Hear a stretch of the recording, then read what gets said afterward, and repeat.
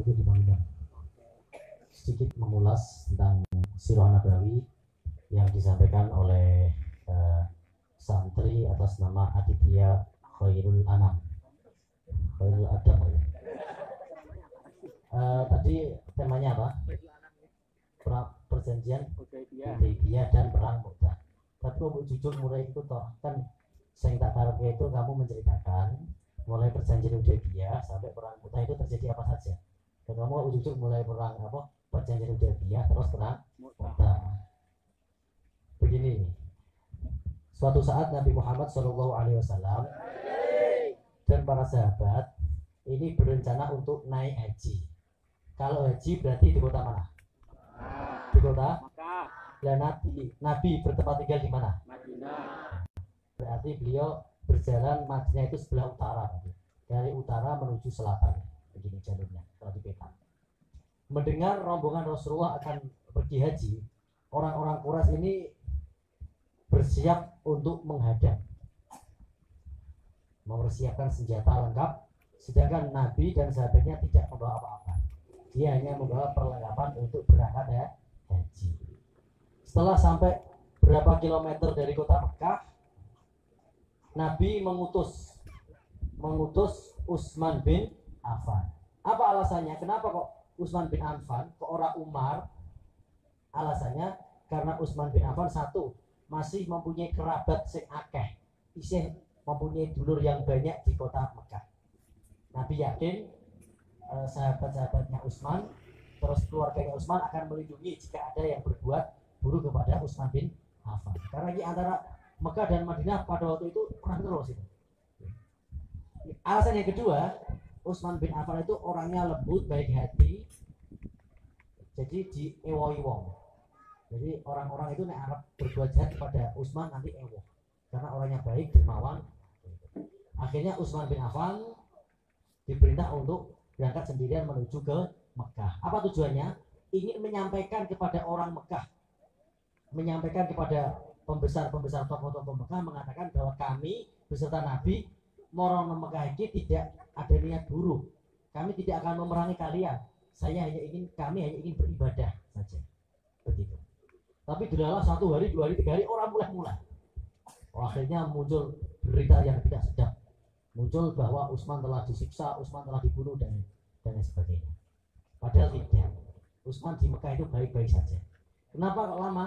Karena dia nengkono itu bercengkrama, kangen karo dulu-dulure wong Mekah. Kangen karo tonggo-tonggone. Jadi nengkono dia itu kepenak, dijamu, dikei rumah. Nah, jadi Utsman itu kan dihormati orang. Bukan karena dia pemberani, tapi karena wong apian. Jadi kadang-kadang orang itu ada yang dihormati orang itu bukan karena wong kendel, bukan, tapi karena wongnya apian lek lomo. Mungkin kalian punya teman, duwe kanca ku apian. Nek duwe jajan mesti kancane duwe kabeh. Lah wong sing model ngene iki meskipun wonge ora wani nang, meskipun dia bukan seorang pemberani, tetap dihormati teman-temannya. Cara kancane iku nek ape menyakiti, tetap ada perasaan ewoh pekewoh. Betul apa tidak?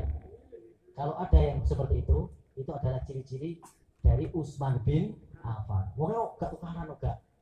Ora kaya Umar ya. Wani kowe, Umar. Utsman aku gak wonge halus dermawan. Akhirnya para sahabat ini do baiat. Baiat itu apa sih? Baiat itu janji setia. Janji setia. Mari kita berjanji. Kita berjanji setia kepada teman kita.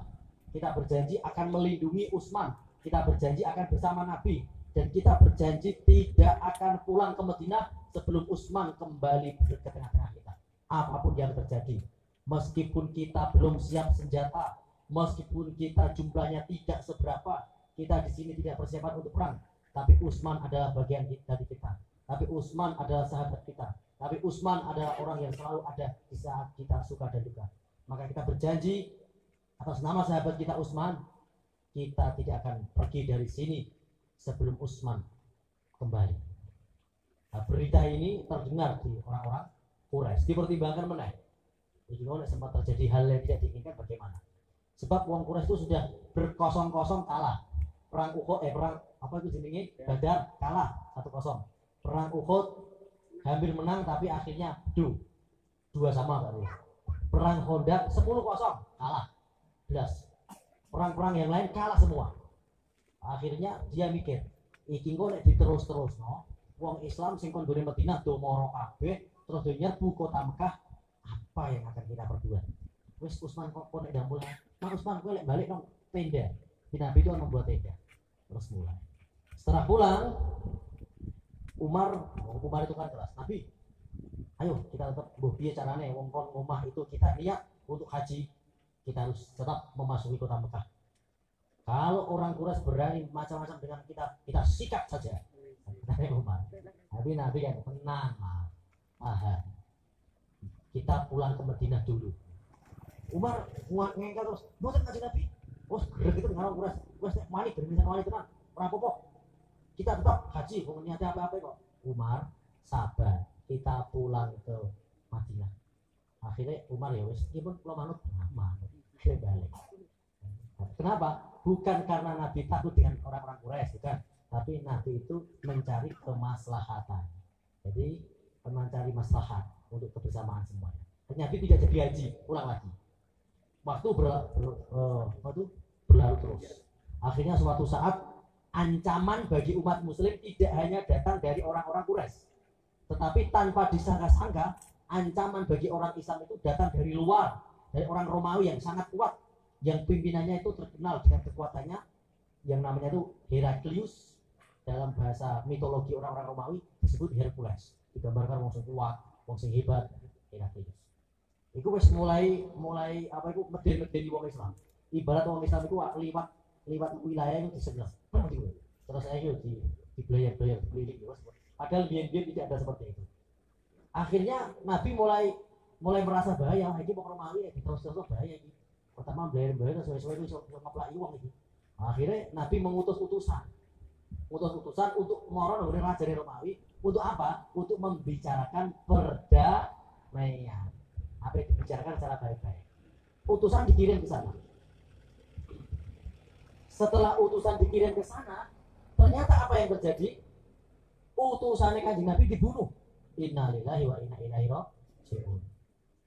Kekuatannya Romawi itu luar biasa. Romawi jagoan. Romawi pada waktu itu super power. Tidak ada yang berani sama Romawi kecuali Persia. Orang Romawi itu kan pasukannya terkenal, Spartan. Pasukan apa itu? Pasukan khususnya itu jenis Spartan komando. Itu nggawa baju besi sing ono ngene kuwi. Terus ono pacuk ngene, ono klebete pedane sing gede, bajune besi katok acekak. Terus nganggo apa itu? Sepatu. Itu Spartan komando. Akhirnya Nabi ngutus. Jadi di dalam istilah apa itu pertempuran itu ada nama Ghuzwa, ada Sariyah. Ulang ada apa? Ghuzwa dan Sariyah. Nek Ghuzwa itu perang sing Nabi derek. Nek Sariyah perang tapi Nabi boten derek. Nabi itu tidak ikut. Tapi Nabi menugaskan beberapa jenderal-jenderal komando pasukan panglima yang sudah dipercaya Nabi. Siapa dia? Zaid bin Harithah. Siapa yang tidak kenal Zaid? Anak angkatan Nabi. Hidup bersama Nabi Yahono dan Yahene. Di openi mulai cilik kan gede, Zaid bin Harithah. Yang kedua ada Ja'far bin Abi Thalib. Siapa dia? Kakaknya Ali bin Abi Thalib, anaknya Pak Li'e Nabi. Hebat, kuat, cerdas. Yang ketiga Abdullah bin Rawahah. Itu seorang Ansor, berarti orang Madinah, tapi dia cerdas. Lah pada waktu itu sing jenenge Khalid bin Walid ijek dadi prajurit biasa.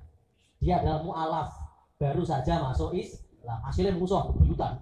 Khalid bin Walid ini termasuk sing marai kalah wong Islam menggunakan perang Uhud yo. Khalid bin Walid itu ngobrak ngabrik pasukan. Itu menurut cerita awet cilik itu saingannya Umar. Ini dilutar karo Umar alasan cilikane. Pada waktu itu dia masih menjadi pasukan. Dan kebetulan Umar juga tidak ikut. Khalid melu. Ketika perang terjadi seperti yang diceritakan oleh adik, apa itu? Pertama Zaid bin Harithah tumbang, meninggal dunia. Kemudian yang paling terkenal itu adalah Ja'far bin Abi Thalib. Dia dijuluki oleh Nabi orang yang terbang dengan kedua sayapnya karena tangannya ini dipotong oleh Romawi. Terus ketiga Abdullah bin Rawahah. Itu seorang penyair, pintar gaya kata-kata, pintar gaya puisi. Bahkan dia ketika perang itu orang larang puisi. Kadang-kadang ada orang yang seperti ini, puisi. Pintar dia puisinya. Nah, itu mau puisinya udah kalah. Terus Setelah itu akhirnya dia juga meninggal dunia. Nah, akhirnya pasukan ini do bingung, corong babalan kaptennya sopo kabeh iki. Kaptennya kok keluar lapangan kabeh, dipilih kabeh. Nah, iki Khalid bin Walid iki dadi panglima. Duh, ojo aku jajah anyaran nih. Aku lagi anyar. Ora apa-apa. Kowe biyen Mas dadi musuh aku kowe hebat kok. Kowe saiki di panglima yo. Ya wis. Ini terus dia membuat siasat seperti adik itu mau. Meden-medeni. Jadi dalam istilah pertandingan itu ada istilah perang urat saras. Sebelum pertandingan itu keren-kerenan dhisik. Kayak wong ape tinjuan ada depan dhisik. Wong ape babalan itu dia apa itu larang umbar-umbar sumbar, membuat isu publik untuk apa? Untuk menggetarkan hati lawan. Dan berhasil. Wong Romawi wedi tenan.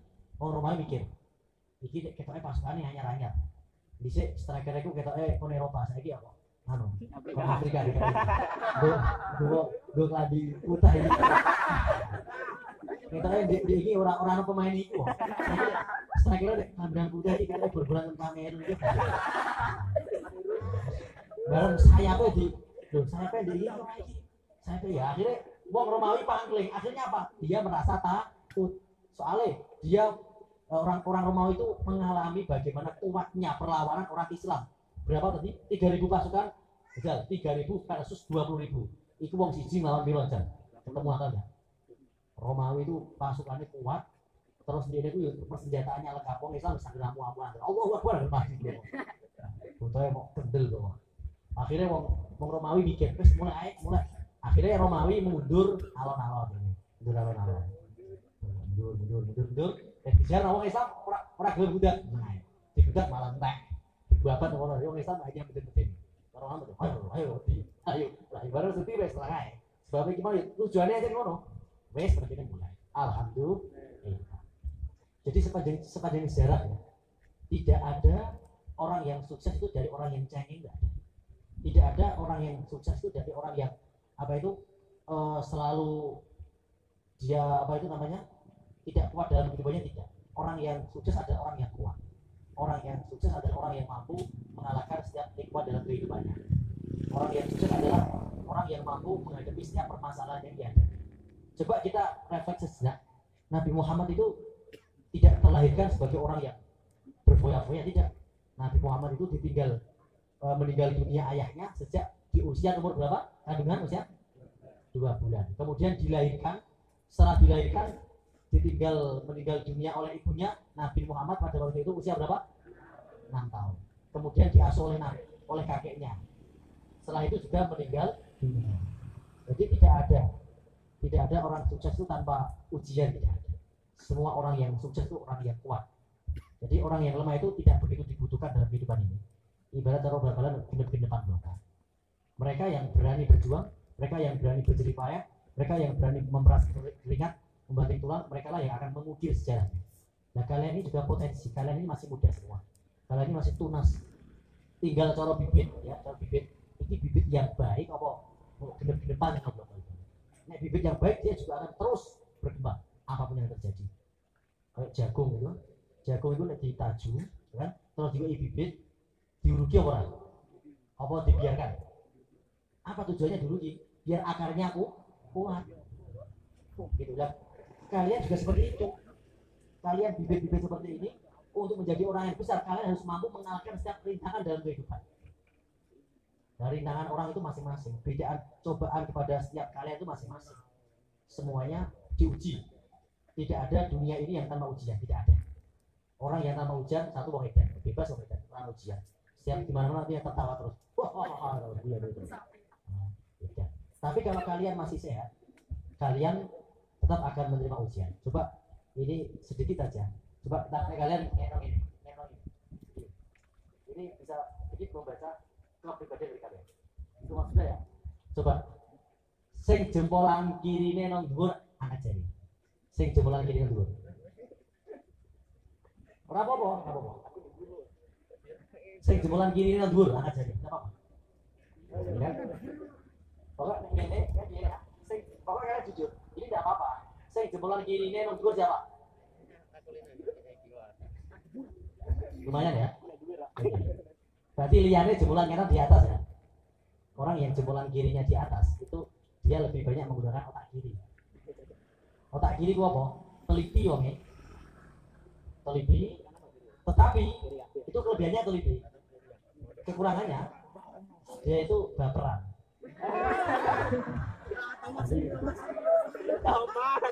Sensitif. Dia itu sensitif. Ini kan kekurangan dan kelebihan. Misalkan Niam karo sapa iki Farhan. Niam utangi turu, ya dia suara laku-laku antara nangis Joko. Farhan, wah, Niam ini pasti dia benci dengan saya. Karena dia itu ketika bertemu saya wajahnya merenggut. Padahal sebenarnya bukan tujuan bareng sama dia. Memang Niam utangi lorong dinisik.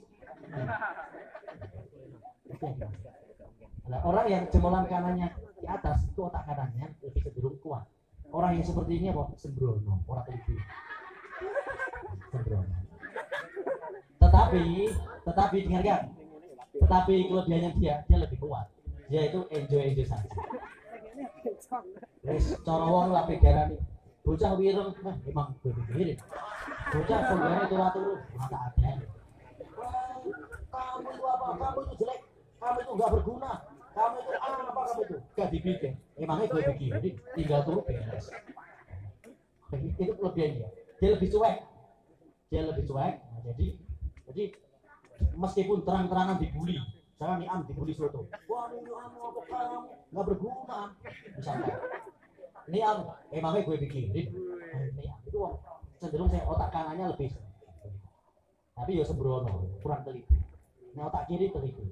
Tetapi itu mau gampang baperan. Sisi sensitif mah.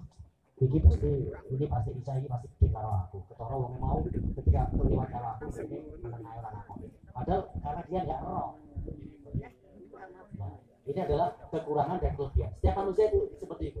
Kan? Manusia itu pasti mempunyai kekurangan dan mempunyai kelebihan. Tinggal kita bagaimana kita mengolah kelebihan kita dan meminimalisir lah. Meminimalisir itu artinya ngati-ngati dengan kekurangan kita. Jadilah santri yang hebat, jadilah santri yang kuat.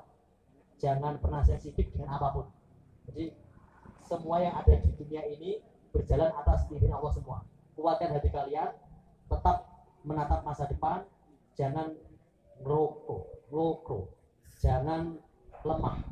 Karena muslim yang kuat lebih dicintai daripada muslim yang lemah. Demikian relaksasi atau refleksi Maulid Nabi, menambahi saja dari pemaparan santri Aditya Ketanan. Nanti saya serahkan kepada pembicara untuk ditutup. Wassalamualaikum warahmatullahi wabarakatuh. Terima kasih. Acara yang tetap penutup. Mari kita Assalamualaikum Subhanakallahumma wa bihamdika asyhadu an la ilaha illa anta astaghfiruka wa atubu ilaik.